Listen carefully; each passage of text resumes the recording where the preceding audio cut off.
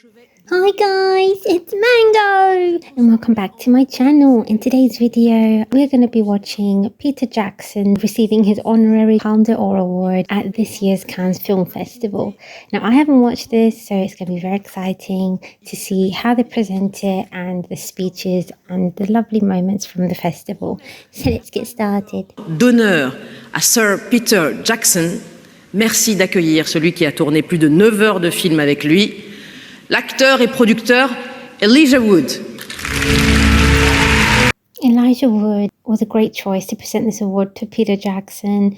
Not only did Peter give him one of the greatest opportunity of his life and career, where he starred as Frodo in Lord of the Rings franchise, but Peter and Elijah both developed a very beautiful friendship throughout the years, and Elijah Wood is also going to reprise his role as Frodo Baggins in the new Lord of the Rings movie, The Hunt for Gollum, which is coming out next year.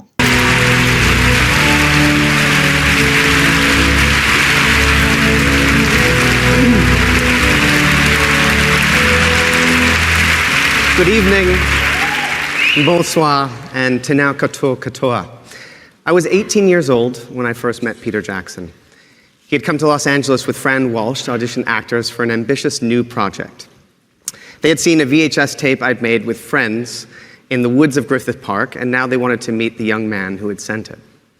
I walked into Victoria Burroughs' casting office, and there they were, Pete and Fran, together as they'd been for almost every day since they'd first met sometime in the late 80s. And when, a little while later, the call came that I was going to be Frodo Baggins, I sat down on the floor of my bedroom, and I understood with the whole of my being that my life had just been divided into before and after. And I know I'm far from the only person who has their life changed by Peter Jackson. Peter grew up in Pukarua Bay, in a country that back then barely had a film industry at all. But in true Pete fashion, that was not about to hold him back. With his wages from a job as a photo engraver, he bought a second-hand Bolex camera and started to make a film called Bad Taste with his friends on weekends. Everything was handmade. He built his own Steadicam for $15, baked alien masks in his mother's kitchen oven, and, as legend has it, for 4 years the Jackson family ate sausages for dinner every night because the oven was occupied. And from those handmade and perhaps slightly obsessive beginnings came one of the great cinematic careers of our time, one that never lost the feeling of being crafted by hand, always intimate, immediate, and full of soul. Before the world knew him as the director of The Lord of the Rings, Pete made films like Bad Taste, Meet the Feebles, Brain Dead, and The Frighteners. Films that were hilarious, strange, bloody, and, of course, entirely unmistakable. But then came Heavenly Creatures. And suddenly, the world saw something else too. Here was a filmmaker who could hold tenderness and horror in the same frame and make you understand that they had never really been separate things to begin with. That was the path that ultimately led to Middle-earth. And when Peter returned here to the Cannes Film Festival in 2001 to screen footage from The Lord of the Rings for the very first time, I still remember the electric feeling in the room. For decades, Tolkien's work had been called unadaptable. But after that day, well, the rest is history. What I remember most from making those films was not the scale, but the atmosphere, the community of creators, craftspeople around him, and the culture of collaboration that Pete built. For 16 months, I watched him make impossible decisions every single day with a remarkable sense of calm, somehow carrying the architecture of 3 enormous films in his mind at once. And despite the massive scope of those films, everything still felt handmade, because Pete has always understood that technology means nothing unless it carries humanity inside it. You feel that in King Kong, you feel it in The Lovely Bones, you feel it in They Shall Never Grow Old and Get Back. Every film is technically astonishing, but underneath all the innovation is always the same thing: heart. And of course, none of this exists without Fran Walsh, Pete's great love and creative partner, nor without Philippa Boyens, Richard Taylor, Weta Workshop, and the extraordinary community of artists that they have cultivated together in Wellington. What Pete has contributed to the world is so much bigger than a filmography. He helped build an entirely new filmmaking culture at the far edge of the world. And the Peter Jackson I know is still, underneath everything, the kid with the Bolex camera and the kitchen oven. The kid who was told there was no film industry where he lived and decided that sounded less like a fact and more like a challenge. When I was just 18 years old, The Lord of the Rings was not just the beginning of Frodo's journey, but the beginning of my own. So Pete, I truly have no words to thank you for that. All these years ago, in this very place, you showed the world something it had never seen before, and nothing was ever the same. So, let's take a look at cinema since Peter Jackson. That was such a beautiful speech by Elijah Wood. He spoke about his own start to the career and he thanked Peter Jackson, who gave him the opportunity to audition for Lord of the Rings at the age of 18 when Elijah Wood sent a videotape for his audition, and since then it changed his life, but not only his but everyone's in the world of cinema. He spoke about how Peter Jackson became the genius that we all know, that he grew up in a place where they didn't even have a film industry or cinema, and how he bought his own camera, made movies with his friends, and used his mother's oven to make his own props, which is something that, as Elijah says, he brought into his life as a big filmmaker and on his sets, where he does not like CGI or green screen. Elijah also added that Peter Jackson not only gives many opportunities and is one of the best filmmakers, but he also is a very calm and naturally talented director on set, how he makes everyone feel valuable and takes charge of the set in the most soft and elegant way. I think Peter Jackson is by far one of the greatest filmmakers of all time, from Heavenly Creatures to King Kong, and of course The Lord of the Rings, which he created one of the greatest trilogies of all time. Lord of the Rings has one of the highest records to ever be broken as the most nominated movies at the Oscars. That says a lot. Mesdames et messieurs, Peter Jackson.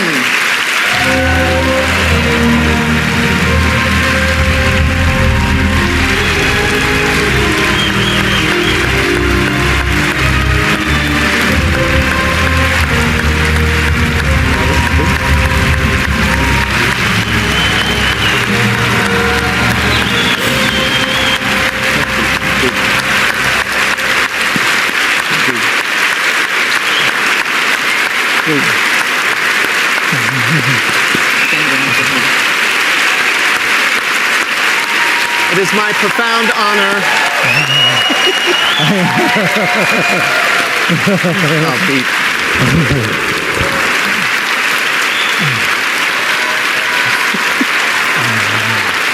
It is my profound honor to present the honorary Palme d'Or of the 79th Festival de Cannes to my friend, director, and one of the great filmmakers of our time, Sir Peter Jackson. Thank you. Thank you very much. That's beautiful.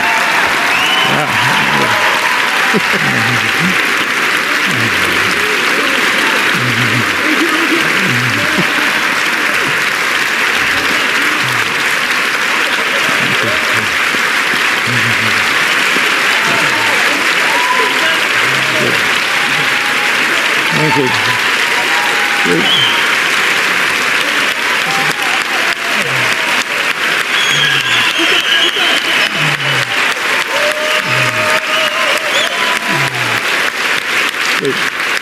Thank you.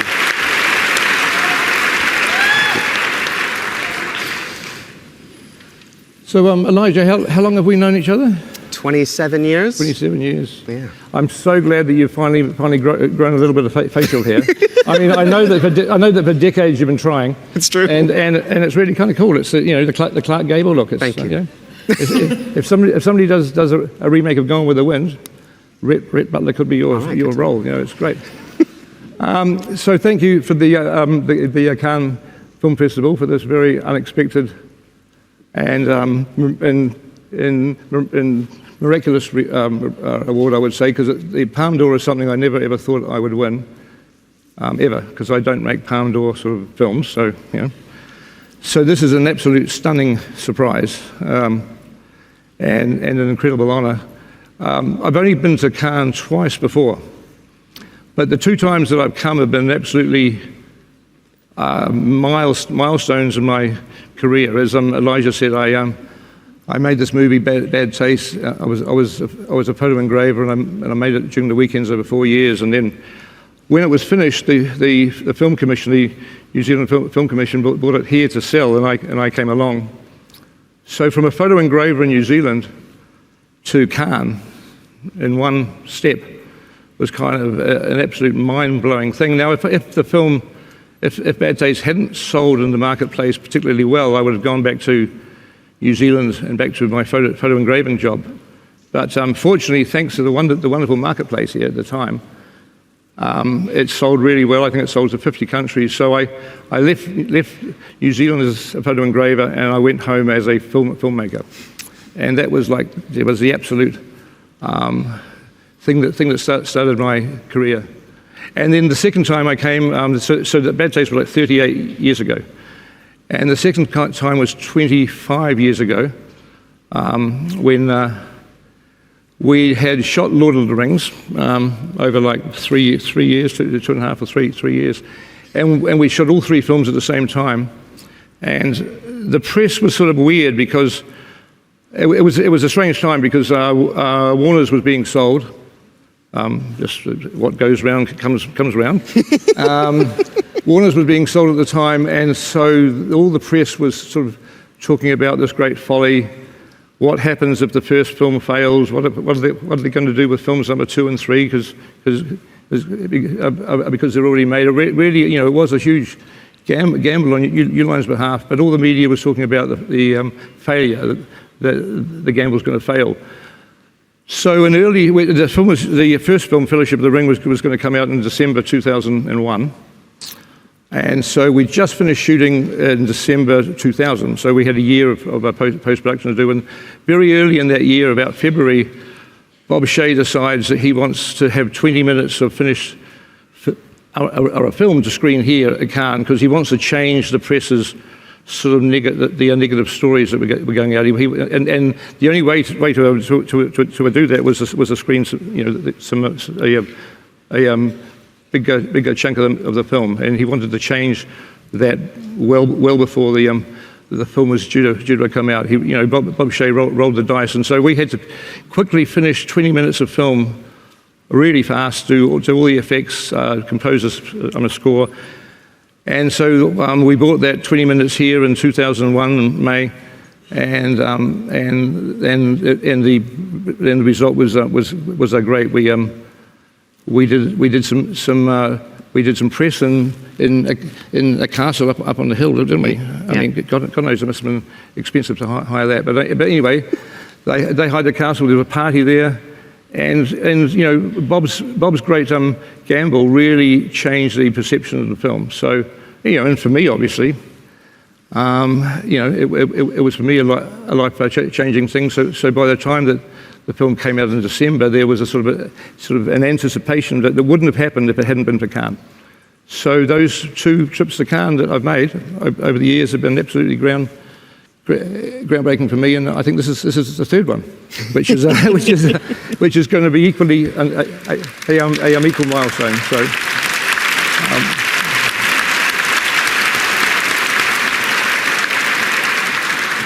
So I obviously want to thank Fran Walsh, who we've been together for 40 years now, and she's written most of the films I've made and produced them. And Philippa Boyne's co-written them too. But Fran has also produced Billy and Katie, our two kids who are down there. Possibly her best thing that she's ever produced, I would say. And Billy and Katie have been fantastically supportive. They've had to, their entire lives have been mummy and daddy making films, which is sometimes not very easy. But they've turned out to be fairly well balanced kids, I think. Most of the time. and Ken Cammons and Peter Nelson, who have been there to support me along the way. And obviously, looking at those clips, I could only think of the thousands of people that help make those movies. And so thank you very much. And I still didn't, I haven't been able to figure out why I'm getting a Palme d'Or, because I'm just not a Palme d'Or sort of a guy. But I did wake up this morning with a realization. You know when you wake up and suddenly everything's clear. And this morning I thought, of course, I get it. That this is the Cannes Film Festival's way of apologising for not giving Bad Taste the Palme d'Or back in 1988. And so with that spirit, I very much accept this award. And thank you very, very much. Thank you.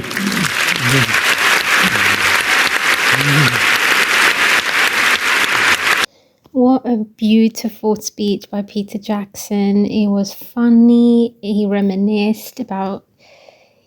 He spoke about how the Cannes Film Festival is honouring him and how it changed his life, created the most important milestones of his career. He said he was shocked that the Cannes Film Festival honoured his work because he doesn't think that he's a Palme d'Or award sort of man, which I disagree. I think his movies are fantastic. That's why they're some of the greatest movies of all time. They deserve many Palme d'Or awards. He said that he'd only been to the Cannes Film Festival only 2 times before, and both of the times that he had been there, it was milestones in his career. He said that the first time that he went to the Cannes Film Festival was 38 years ago, and he went for the first movie he ever made called Bad Taste. And just like Elijah said in his speech, he had worked on that movie for 4 years while he was in New Zealand and working as a photo engraver. The Film Commission took his movie to the Cannes Film Festival to sell it, and it sold to 50 countries, and it was the first time that his movie was presented outside of New Zealand. And thanks to the big market at Cannes Film Festival, it got sold, and he went back to New Zealand as a filmmaker, and it was the start of his career. The second time that he went to the film festival, it was for Lord of the Rings, when there were rumors that Warner Brothers was going to be sold. Again, as he said, it's something that's happening today as well. And he said that the producers of Lord of the Rings thought it would be a very good idea to put away the rumors that Lord of the Rings won't be published, because they filmed all of the 3 Lord of the Ring movies at the same time, and there were fears that there was going to be issues because of Warner Brothers being sold. So they took the movie to the Cannes Film Festival in 2001, and they had a big party. And Peter Jackson had to put together 20 minutes of the movie to showcase at the film festival, and it got great reviews and it made the movie shine, and the movie had a very high anticipation that wouldn't happen if it wasn't for Cannes. So the third time that Peter went to the Cannes Film Festival is to receive his honorary Palme d'Or award, which he never thought he would receive. And as he says, in the moment where he was questioning why he deserved the Palme d'Or award, he woke up with the realization that it was the Cannes Film Festival apologizing for not giving the Palme d'Or award for his movie Bad Taste. He thanked his family, his wife, who also made the movies with him for the last 38 years, and he thanked the thousands of people and artists that worked with him on all his movie sets, because without them and the collective teamwork, he wouldn't be able to make any of the movies that he made. It was a wonderful speech where he highlighted what the Cannes Film Festival have done and offered for him and his career, and it was funny, emotional and heartwarming. And Peter Jackson definitely deserves the honorary Palme d'Or award. Comment below what your favourite Peter Jackson film is. Like, share and subscribe, and I'll see you on the next one.